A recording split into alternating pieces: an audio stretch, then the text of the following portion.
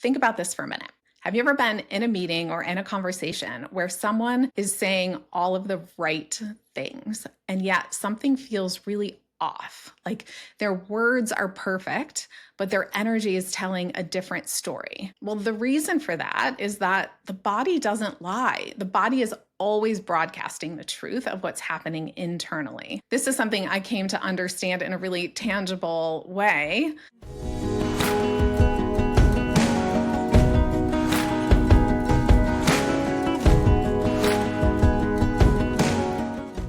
Hello and welcome to Pleasure and Profits. I'm your host, Rachel Anzalone.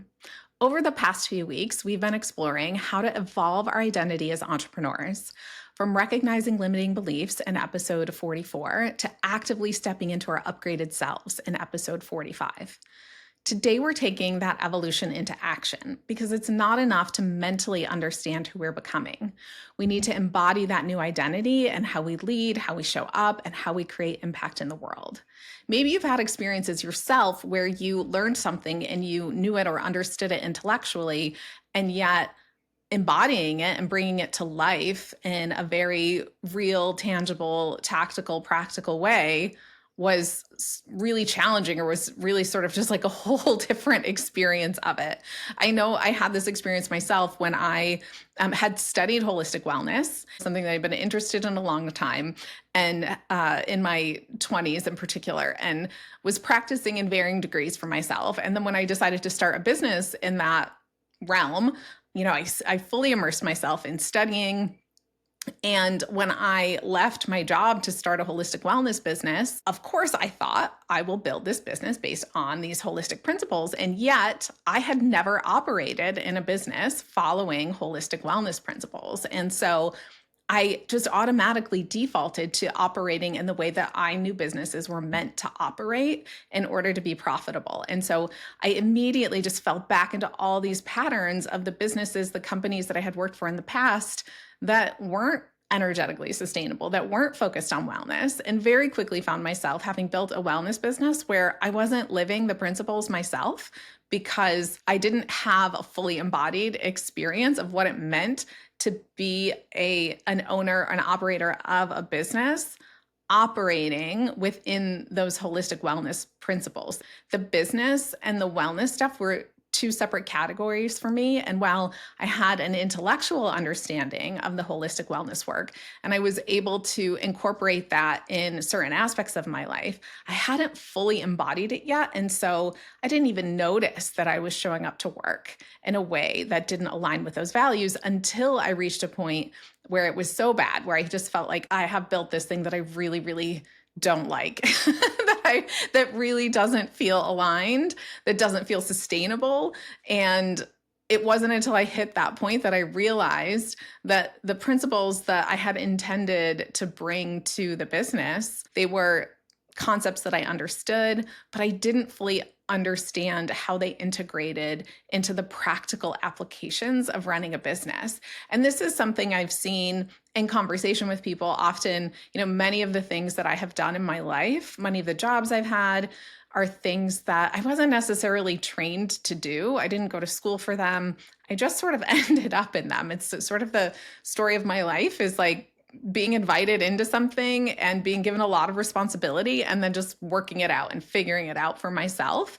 And so many times I have found myself in conversation with individuals who have gone to school for a particular subject or did train in a way where they have a really strong mental understanding of the work, and yet they've never actually done the work. So, for example, having spoken to someone who went to school for hotel and restaurant management and got a degree in hospitality management, and yet had never actually been a manager in a restaurant. In the meantime, I had 10 years of experience of managing restaurants and hotels and working in resorts, and the very practical, tactical, hands-on experience of that, to such an extent that to this day, I could walk into a restaurant and I'm 100% certain that I could increase profitability, that I could improve customer satisfaction, that I know exactly what needs to get done and how to get it done, I have to restrain myself when I walk into restaurants from not defaulting into like, what are the things I would do if I was the manager in this moment, right? Because it's so ingrained in my body. But I didn't learn that intellectually. I learned it through embodied experiences, like practical, hands-on, just get in, get your hands dirty and get it done. And that's very, very different from someone who went to college and knows all the terminology and understands all the concepts and has passed the exams, but hasn't actually done the work. And often what that person finds when they get in to actually do the work is it could be like a holy shit moment of like, I did not know what I was getting myself into. And how do I now take these things that I understand in my brain, in my intellect, and apply them to the actual circumstances that are happening? I've had this conversation with people in that space, and also with people who've gotten, who have their MBA, who have studied marketing at a college level. Often there's a really big disconnect between the intellectual understanding of what you learn in those circumstances and what the practical application is of just being in the business, being in the hands-on stuff and getting the work done. And there is something really powerful in that embodied experience of actually doing it and feeling it in the cells of your body to such an extent that you can solve a problem no matter what comes up. And so that's what we're going to explore today is embodied leadership, what it means to lead from your whole being and not just from your head. And so many of us have understandings of what it means to be a leader. We can have these conceptual ideas, and we have all these experiences of having been led by others, of having been the recipient of leadership styles that maybe, some we liked and some we didn't like, or there were aspects that we appreciated or understood. And that's very different than being the one in the leadership position and learning to trust in your own body and your own being, and not just deferring to the story in your head of what you think you're supposed to do or what you've seen someone else do or a piece of advice that you've been given that maybe doesn't fully resonate with you. So we're going to get into that in a lot of layers. We're going to look at why this matters right now more than ever in our evolving business landscape and in this world where we are working so diligently to bring feminine leadership principles to the forefront, because the feminine operates in the body and not just in the head. And as I said, there's this practical aspect of like, how do you actually do this? How do you actually bring this to life in your own business? And so we're going to get into those practical tools as well. So let's start by examining what embodied leadership actually is. So traditional leadership models tend to be very heady, very mentally centered. They're about strategy and logic and metrics, which are all really important things. I never discount those aspects, but they're not the entire picture. And so much of what traditional leadership does is focus entirely on them and leave out these other aspects that are critically important for the kind of businesses and the kind of impact and the kind of world that we're working to create. These traditional business models emerged from patriarchal structures that valued thinking over feeling and doing over being. Embodied leadership, on the other hand, is about leading from your whole self. Your mind, body, heart, and spirit. It recognizes that your body carries wisdom that your mind doesn't have access to. Think about this for a minute. Have you ever been in a meeting or in a conversation where someone is saying all of the right things, and yet something feels really off? Like their words are perfect, but their energy is telling a different story. Well, the reason for that is that the body doesn't lie. The body is always broadcasting the truth of what's happening internally. This is something I came to understand in a really tangible way. Again, back in those restaurant days, where in my role as both a restaurant manager and then as a director of operations running multiple locations, is that I interviewed a lot of people for positions. And when I say a lot, I mean hundreds and hundreds and hundreds. I have conducted hundreds and hundreds and hundreds of job interviews. And there was a point that I started to realize that the better, and I say better with, air quotes, the better people's answers were to the questions, the less likely they were to actually show up and do well on the job. And that was because often people knew the right things to say in an interview. They had studied and practiced, and they'd been in enough interviews by the time that they were interviewing, particularly for management positions, that they knew all the right answers. They knew what to say. And yet they would show up and not be able to deliver. And more often what I found was that the people who were maybe didn't say the right thing, but who were really genuine and present, and seemed motivated and enthusiastic, that they actually performed way better on the job than people who had all the right answers. It was almost like they were just saying what they thought they needed to say to get by and to get the job. And maybe it had served them in the past, but they would get into the role and it was like, oh, but that's not actually who you are. That doesn't actually align with your beliefs. This is actually just a story you were telling me in order to get the thing that you wanted to get. And I started to learn to identify that in the interviews and in the conversations of like who was just saying what they thought I wanted to hear versus who was showing up and being really genuine. And, sometimes someone's genuine and you can tell they're not the right fit. And other times someone's genuine and you can tell that even though they don't know the right answers to all the things, that they're going to be a great fit and they're going to work really hard and they're going to feel enthusiastic and motivated and that they're ultimately going to be a great asset. And the same is true of us as leaders. What we embody as truth isn't lost on the people around us just because the words coming out of our mouth might be saying something different. When you walk into a room and you're tense or contracted or stressed or anxious, people feel it. And I say walk into a room, it could also be through Zoom, it can be through a phone call. We can all feel that energy. On the other hand, when you're grounded and you're present, that ripples out too, and it has a calming, grounding effect that brings your team or your clients to be present with you as well. Your nervous system state literally influences the nervous system of your team and your clients. And neuroscience proves this. Our mirror neurons are constantly picking up and reflecting each other's states. So embodied leadership isn't lip service. It's not just nice to have. It's actually essential for creating the kind of impact that we want to make, because when we are not embodied, when we are not present and grounded, that energy that we bring to every interaction then affects everybody around us. To help us learn how to be embodied in our leadership, I've identified 3 keys that I want to share with you today. So the first key is presence. Presence is about leading from grounded awareness rather than scattered thinking. It's the difference between being in your body versus being in your head. Here's a simple practice you can do. Before any leadership moment, whether it's a client call, a team meeting, or even if it's just creating content or sitting down at your desk to start work for the day, you're leading yourself in those circumstances. Just take a few breaths. Feel your feet on the ground, feel your bottom in the seat of your chair.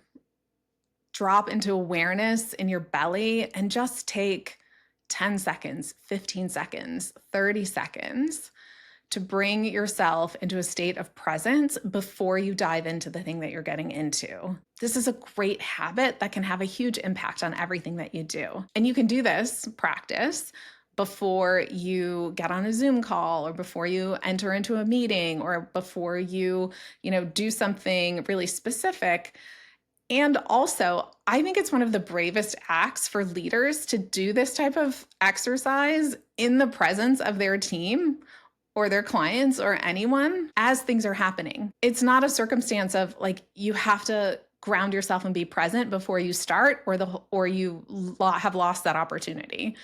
If you find yourself in a meeting, if you find yourself in a conversation, if you find yourself in any kind of a circumstance and you're feeling your mind racing or like an intensity of energy or things happening, just pause for a minute. I think it's the most beautiful example as a leader that you could set for your team, that it is okay to pause and just take a moment right now, no matter what the circumstances are that are happening. and be an example of grounding and presence, it gives them permission to do the same thing too. The second key is authentic expression. And this is about alignment between what you say and what your body is communicating. When these things match, then people will automatically trust you. It'll be instinctive for them. When the words coming out of your mouth and the energy that your body is communicating don't feel aligned, then often people feel confused or unsafe, even if they can't articulate why specifically. And authentic expression also means being willing to be vulnerable. Like I said a minute ago, to be vulnerable, to say, you know what, I just need a minute to ground and take a breath and think about this instead of feeling like you have to be on and you have to deliver and you have to perform at an intense level, then you set the expectation that everybody else has to do that too. When in fact, what most of us need is to just pause for a second, collect ourselves, and then we can find the right words, we can find the right solution, and move things along in a way that feels better for everyone. Now, this is a really important note. Being vulnerable does not mean oversharing. It does mean letting people see your humanity, and that letting people see your humanity creates safety for others to be human as well. I think this is a really important point to make.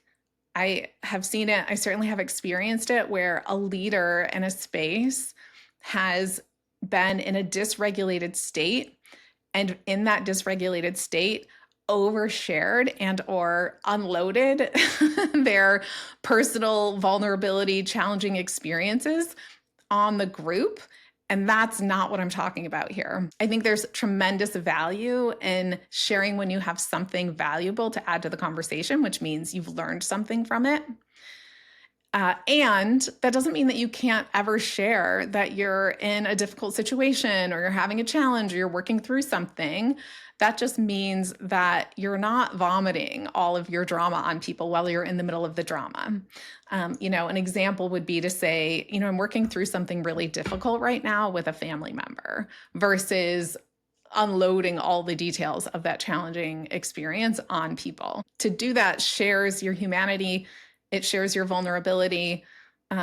It shares why maybe your mind isn't in the right place, or you're having a hard time being present, or what some of the circumstances are that might be leading to, what's happening in terms of your communication, without turning it into a therapy session for you about whatever it is that's going on when you're meant to be in a leadership role. The third key is energetic boundaries.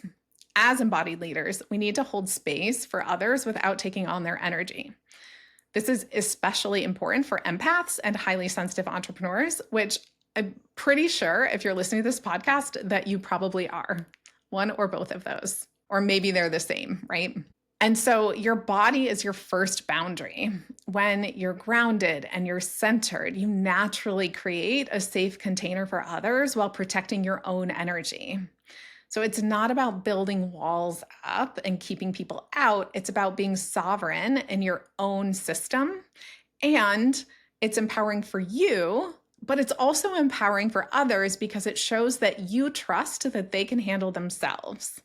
One of the things that we often don't realize when we allow ourselves to be energetically affected by everyone around us, and then we're responding to their energetic needs, like what feels like maybe they're not okay, and we're responding to that, is effectively what we're saying is that we don't trust that they can take care of themselves, and therefore we must throw all of our energy at them in order to help them to handle the situation. And so it's incredibly disempowering to both parties to take your energy and completely disperse it and try to wrap it around somebody else and protect them and take care of them and respond to them. And it may feel like, there might be some theories or thoughts around this that would say, well, that person then is the one who is, has the power in that moment, and you're losing your power because you're giving it to them, or you're responding to their energy in some way. At the end of the day, what you're doing is neither one of you is taking responsibility for your own energy, your own stuff. It's actually disempowering to both people. Learning to set your own energetic boundaries is also a great example for other people to do the same. So now let's get practical with this. How do you actually implement embodied leadership in your business? Well, the first thing that I would say is that you need to learn for yourself what it means to be in alignment and in an embodied state. And so I have a tool, I've shared it in the past. It is an alignment tracker. And this tool will help you learn to identify what alignment feels like in your own body. As you work through the questions in it, it's going to help you assess, like, oh, when I feel aligned, what do I feel? Maybe I feel calm, I feel present, I feel alert. When I feel out of alignment, what do I feel? I feel in my body, feel scattered. I feel butterflies in my heart or in my stomach. I feel anxious, right? And then helping identify what practices support your alignment and how and when you can integrate those practices into your day. And then bringing awareness to how you feel and how you are, how you actually show up when you focus on those practices and when you don't. So, how I use this tool for myself is that I've learned to identify what alignment feels like in my body. And I've identified what some practices are that help support me in that alignment. And so, for me, those are things like making sure I get enough sleep, meditating in the morning. If I'm, in the middle of the day and I'm feeling out of alignment or feeling sort of agitated or disconnected, it might mean like doing some heart breathing for a few minutes. It's writing in my journal. Sometimes that's morning pages. Sometimes it's, pulling cards from an oracle deck and just sitting and reflecting and being present. For me, it involves exercise and food and water and spending time in nature. These are all practices that help me to be in alignment. And when I build my days so that they include all of those things, then I'm able to show up in a more present, embodied, and aligned way in everything that I do. And what I notice for myself is that when I start to fall off of those practices, often because I've gotten, what I think I'm too busy, I have something else I'm going to prioritize, and I end up not doing that stuff for some period of time, is that everything shifts. I start to feel anxious. I'm in my head a lot. I can't make decisions. I'm not showing up in my best capacity in any space. And that the thing I need to do then is to just go back to those practices. And so the alignment tracker will help you. There are suggestions in there to help learn to identify what alignment feels like in your body. There are suggestions in there for identifying what practices might help you in supporting in your alignment. And then there is a tracking sheet for you to keep track of how often you're doing these things. And the purpose of the sheet isn't, to score you. You're doing it 100% of the time or 80% of the time, anything like that. But just to help you bring awareness to when I do these things, here's how I feel. And when I'm not doing things, how does that then affect how I feel or how I show up and how I am in my capacity as a leader?